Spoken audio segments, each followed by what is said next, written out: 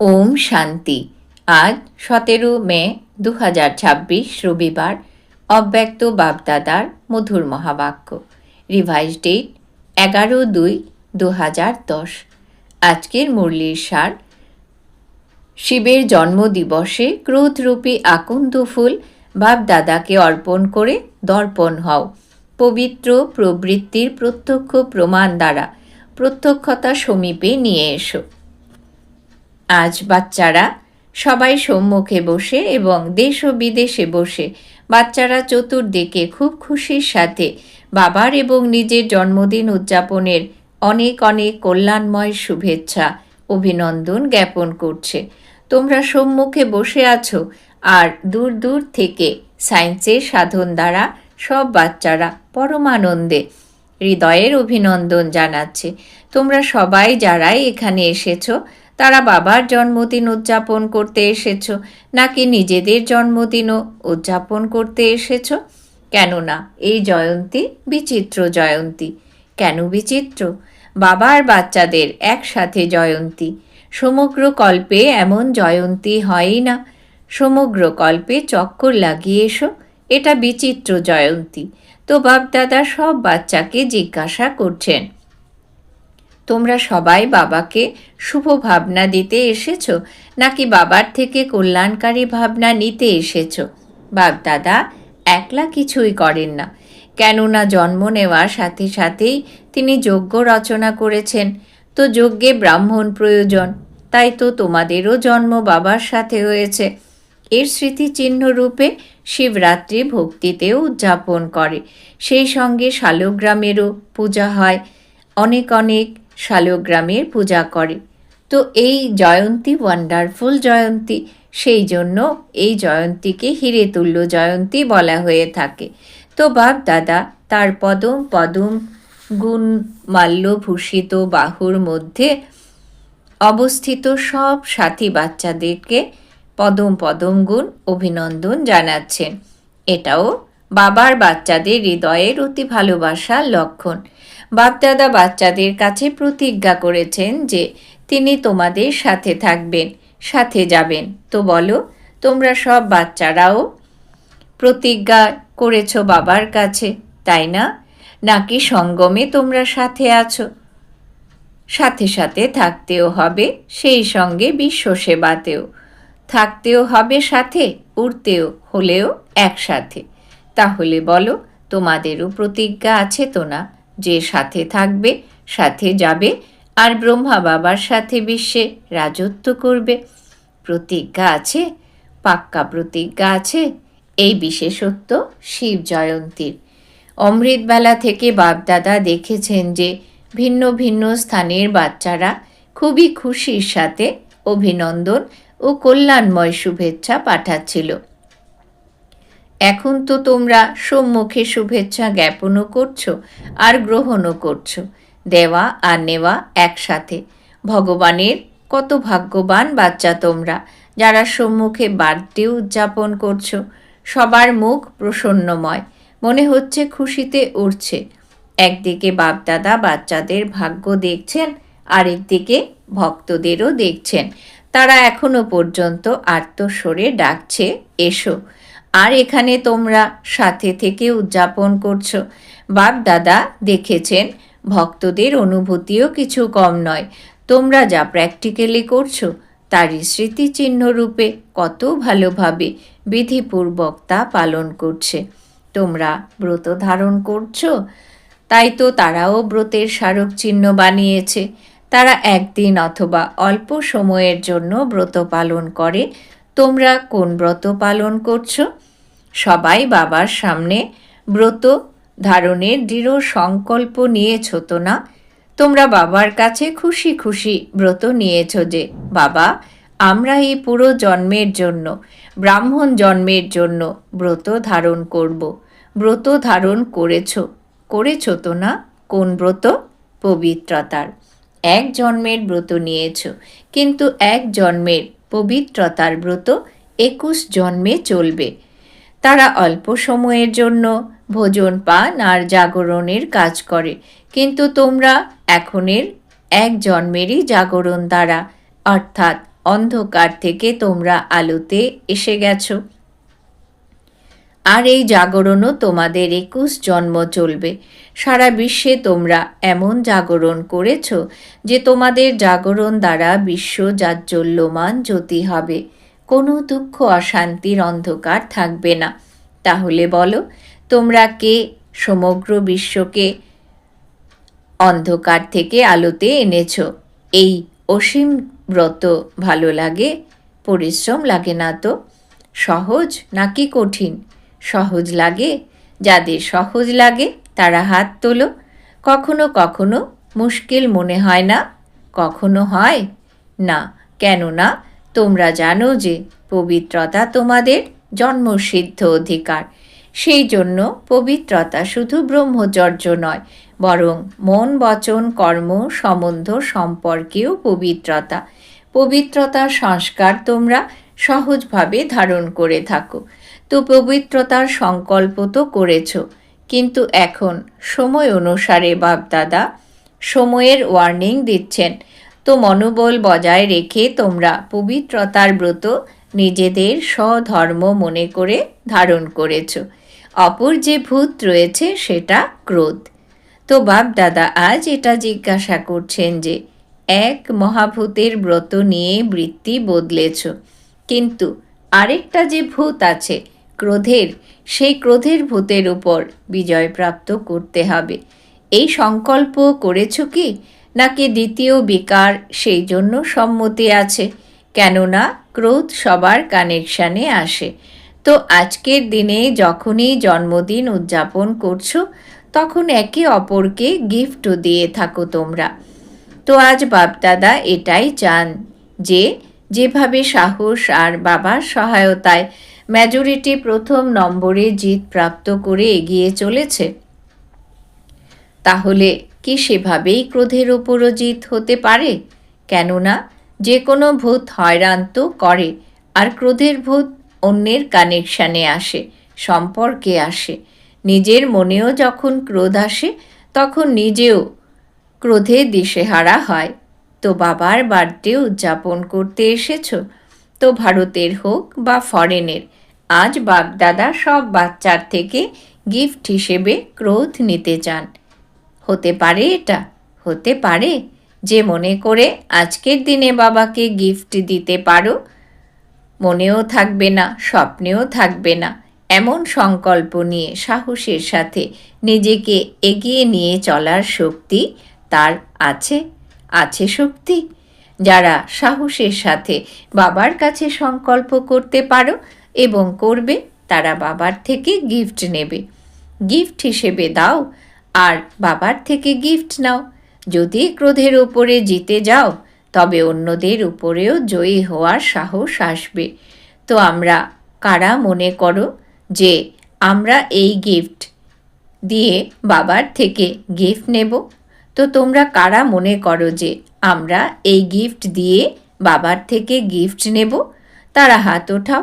আচ্ছা, তোমরা ভালো করেই পতাকা নাড়াচ্ছ। কুমারীরাও সতর্ক থেকো। বাচ্চাদের সাহস দেখে বাপদাদার খুব ভালো লাগছে। তোমরা সিন দেখছো তো না? ফটো তোলো, তারপরে হাত তোলো। হ্যাঁ, ফটো তোলো সকলের। রোজ অমৃত বেলায় যখন তোমরা মিলন উদযাপন করতে আসো, সাহসের কারণে বাপদাদা সেই সময় তোমাদের সহজভাবে বিশেষ অনুভাবে আত্মা হওয়ার শুভময় ভাবনা দেবেন। কেননা এত সবাই একত্রে থাকে, নিজের নিজের স্থানেও তোমরা থাকো, তো লোকে দেখবে যে তোমরা সবাই এত সংখ্যক একসাথে থাকো। আর পারিবারিক সংসার সামলাও, ঘর পরিবার ছেড়ে যাওনি, বরং পবিত্র পরিবার তৈরি করেছ। তাহলে কি হবে? তোমাদের সকলের মধ্যে শুভ ভাবনা আছে। আত্মাদের যেন কিউ লেগে যায়, সেই কিউতে তোমরা নজরে আসবে। ক্রোধ তো প্রত্যক্ষভাবে দেখা যায়। যখন তারা প্র্যাকটিক্যালি দেখবে এরা যে শুধু পবিত্রতার কথা বলে তা নয়, বরং পবিত্র থেকে সেটা করে দেখায়। তোমরা প্রত্যক্ষতা চাও, তো এটাই প্রত্যক্ষ প্রমাণ। এর দ্বারা সবাই আকৃষ্ট হয়ে আপনা থেকেই আসবে। বাবা কি বলবেন তোমাদের কিন্তুর ব্যাপারে? আরও শোনাবেন? ক্রোধ আসার কারণ রূপে দেখা গেছে মেজরিটির কোথাও না কোথাও ঈর্ষার সাথে সাথে তোমরা যা কিছু দেখছো তার সাথে চলতে চলতে ওয়েস্ট থটসের বীজ ক্রোধ নিয়ে আসে। কারণ ওয়েস্ট থটসই বীজ। এই বীজ থেকে ক্রোধ উৎপন্ন হয়, আর এর জন্য একটা শব্দ নিমিত্ত হয়। সেই এক শব্দের বীজকে যদি শেষ করে দাও তবে সহজ হয়ে যাবে। সেই এক শব্দ কেন, এটা কেন, এটা কেন হয়েছে, কেন সে এটা করে, এই কেন শব্দের সাথে বড় কিউ আছে। আর দেখো, কিউ অক্ষর যদি ইংলিশে লেখো তবে কত কঠিন হয়, যদি এ লেখো কত সহজ। তো বাপ দাদা আজ এটাই চান যে এই কেন শব্দের কিউ যেন শেষ হয়। তো আজ তোমাদের সবার এই আশা, এখন তাড়াতাড়ি বাবার প্রত্যক্ষতা হোক। হৃদয়ের, প্রত্যেকের হৃদয়ে বাবার স্নেহের ফ্ল্যাগ ঝান্ডা যেন আন্দোলিত হয় এবং হৃদয় গীত গায়। হৃদয় গীত গায়, আমাদের বাবা এসে গেছেন, মিষ্টি বাবা এসে গেছেন। এটাই চাও তো না যে তাড়াতাড়ি প্রত্যক্ষতার ঝান্ডা সবার হৃদয়ে আন্দোলিত হোক? এর কারণ, কেন, কি, কিভাবে, এই ক ক এর ভাষা, এটা শেষ করো। আর যদি তোমরা ক বলতে চাও তো বলো কামাল। ক ক করো না। যখন বাপদাদা বাচ্চাদের বোর্ডিং খুলেছিলেন, এটা পাকিস্তানের কথা, আদিতে জগদম্বা বাচ্চাদের এটাই বলতেন। সুতরাং ক ক এর ভাষা উচ্চারণ করো না। কে বেশি ক ক করে সেটা ভালো লাগে তোমাদের, তো এখন কিউ লাগিও না। হ্যাঁ জি, আচ্ছা জি, খুব ভালো, আমরা মিলেমিশে করব, উড়ব, এরকম বলো। ভাষা পরিবর্তন করতে পারো, ক ক নয়। এই কিউ ছেড়ে দাও, তাহলে ওই কিউ লেগে যাবে। দেখো, শিবের ওপরে আকন্দ ফুলি চড়ে। তো আজ তোমরা শিবরাত্রি উদযাপন করছো, শিবের জন্মদিন উদযাপন করছো। তোমরা সবাই ক্রোধরূপী আকন্দ ফুল বাপ দাদাকে অর্পণ করে দাও, তাহলে তোমরা দর্পণ হয়ে যাবে। পছন্দ হয়েছে তো না? পছন্দ হয়েছে? আচ্ছা, তো বাপ দাদা আবার হোলিতে আসবেন, তখন রেজাল্ট নেবেন। ক্লান্ত হয়ে যেও না, এটা হয়নি নিশ্চয় বুদ্ধি হয়ে করো, করতেই হবে। তাছাড়া হাত উঠিয়েছ, হাত ওঠানো অর্থাৎ বাবাকে দিয়েছ তো না? আবার হাত ওঠাও। দাদিরা, তোমরা দেখছো, তালি বাজাও। কখনো মনোবল হারিও না। যদি কখনো সামান্য কম হয় তবে পরে ছেড়ে দিও না। মনোবল রেখে নিরন্তর এগিয়ে চলো। বাপদাদা কম্বাইন্ড, তোমরা বলো তো না সাথে আছেন, এটা বলো না? তোমরা বলো কম্বাইন্ড। যদি কিছু মাত্র হয় তো বাপদাদা তো কম্বাইন্ড, সেরকম সময়ে তাকে সামনে এনেছ, এই কমতি অর্পণ করে দাও। কিন্তু বাপদাদা চান যে সব বাচ্চা নম্বর 1 হোক। অর্পিত জিনিস আমানত হয়ে গেছে, হাত উঠিয়েছ অর্থাৎ দিয়েছ, সুতরাং এখন আর তোমার নেই, আমানত সেটা। তো যদি সংকল্পে আসেও তবে জানবে আমানতে বিশ্বাসভঙ্গ হওয়ার জঘন্য অপরাধ হিসেবে মানা হয়। অর্পিত জিনিস কখনো ফিরিয়ে নেওয়া যায় না, কেননা সেটা আমার নয়।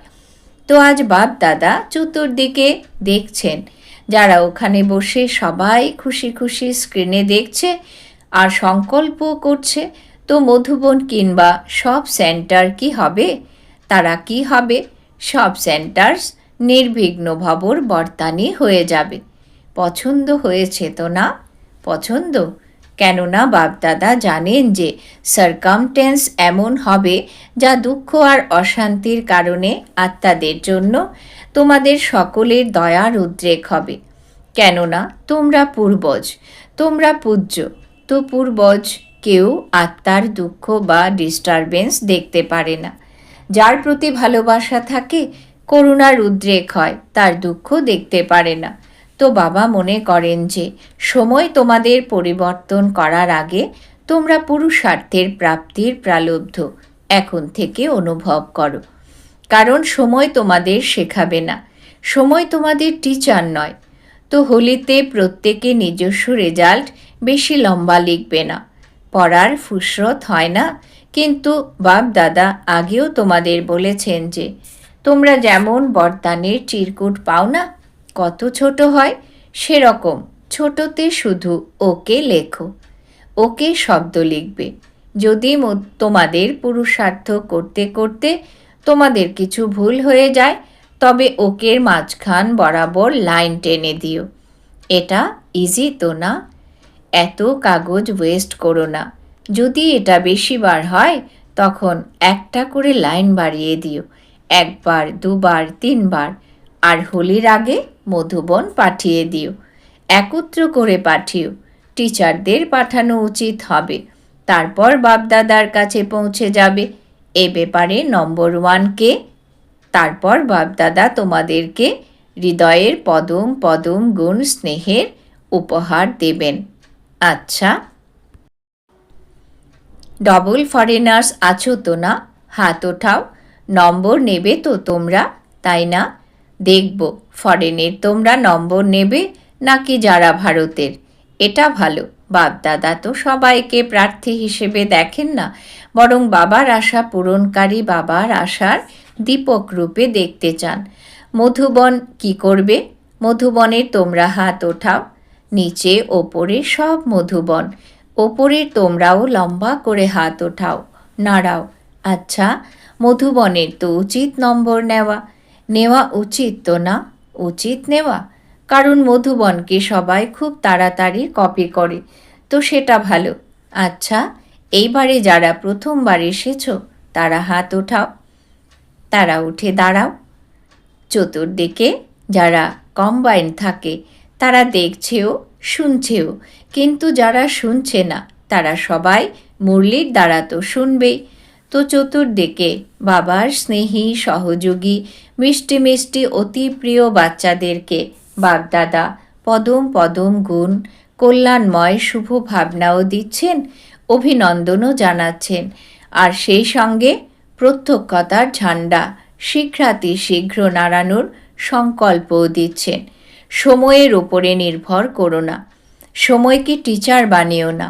বাবা তোমাদের বাবা, শিক্ষক ও সদ্গুরু। তাই তো তোমাদের জগদম্বা সেভাবেই করেছেন, 2টি শব্দে নম্বর নিয়েছেন। বাবা বললেন আর জগদম্বা করলেন, এমনই তীব্র পুরুষার্থ করেছেন আর নম্বর নিয়েছেন। তোমরা সবাই মানো তো না? তো তোমরাও ফলো ফাদার, তোমরাও ফলো করো মাদার জগদম্বাকে। আচ্ছা, সবাই স্মরণ স্নেহ আর হৃদয়ের আশীষ স্বীকার করো। সেই সঙ্গে বাবা বাচ্চাদের মালিক ভাব দেখে নমস্কার করছেন। আমরাও আমাদের মাতা পিতা বাপদাদাকে জানাই অনেক অনেক হৃদয়ের স্নেহ সুমন নমস্কার। ধন্যবাদ বাবা, ধন্যবাদ। বাপদাদা সমস্ত জনকে বলেছেন উত্তরাধিকারী এবং মাইকের প্রভাবশালী মাইকের লিস্ট বের করতে, যাদের অনুভব শুনে যেন প্রেরণা জাগে যে আমরাও এরকম হই, যে কোনো কাউকে তারা যেন স্যাটিসফাইড করতে পারে। সব জন লিস্ট পাঠাও। তো আজ বাপদাদা দেখেছেন যারা দিল্লির তারা লিস্ট পাঠিয়েছে, বাপদাদা অভিনন্দন জানাচ্ছেন। তো সব জন যখন পাঠাবে তখন তোমাদেরও রেজাল্ট শোনাবেন, কত উত্তরাধিকারী তৈরি হয়েছে। চেকিং করাবেন, এমন নয় যে লিস্ট এসেছে তো তিনি মেনে নেবেন, গুপ্ত চেকিং করাবেন। তো আচ্ছা, আদিতেও অভিনন্দন আর কল্যাণময় শুভেচ্ছা প্রাপ্ত হয়েছে। এখনও বাপদাদা এক এক বাচ্চার নাম নিয়ে হৃদয়ের পদম পদম গুণ অভিনন্দন জানাচ্ছেন। বাবার কাছে বতনে তো সব বাচ্চার চিত্র ইমার্জ রয়েছে। তো বাপদাদা বাচ্চাদের বার্থডে উদযাপন করেছেন আর বাচ্চারা বাবার বার্থডে উদযাপন করেছে। উভয় পক্ষকে অভিনন্দন। আচ্ছা, বরদান। বাবা আজ বরদান দিয়েছেন সবাইকে রিগার্ড দিয়ে নিজের রেকর্ড ঠিক রেখে সকলের স্নেহী ভব। সবাইকে রিগার্ড দিয়ে নিজের রেকর্ড ঠিক রেখে সকলের স্নেহী ভব। যে যত সবাইকে রিগার্ড দেয় সে নিজের রেকর্ড ততই ঠিক রাখতে পারে। অন্যের জন্য রিগার্ড বজায় রাখাই নিজের রেকর্ড বানানো। যেমন যজ্ঞের সহায়ক হওয়া, সহায়তা নেওয়া, তেমনি রিগার্ড দেওয়াই রিগার্ড নেওয়া। একবার দেওয়া মানেই অনেকবার নেওয়ার অধিকারী হয়ে যাওয়া। সাধারণত বলা হয়ে থাকে, বড়দের রিগার্ড দাও আর ছোটদের ভালোবাসা। কিন্তু যে সবাইকে বড় মনে করে রিগার্ড দেয় সে সকলের স্নেহী হয়ে যায়। সেই জন্য সব বিষয়ে আগে তুমি এই পাঠ পাক্কা করো। স্লোগান: বাপ-দাদার থেকে পাওয়া শিক্ষা সময় মতো স্মরণে আসাই তীব্র পুরুষার্থ। বাপ-দাদার থেকে পাওয়া শিক্ষা সময় মতো স্মরণে আসাই তীব্র পুরুষার্থ। আজকের সমান: আমি সকলের স্নেহী আত্মা। আজকের জন্য অব্যক্ত ইশারা: সদা অবিচল অনড় একরস স্থিতির অনুভব করো। যারা অলরাউন্ড সার্ভিস করে তাদের বিশেষভাবে এই বিষয়ে খেয়াল রাখতে হবে যে পরিস্থিতি যেমনই হোক নিজের স্থিতি যেন একরস থাকে, তবেই সফলতা লাভ হবে।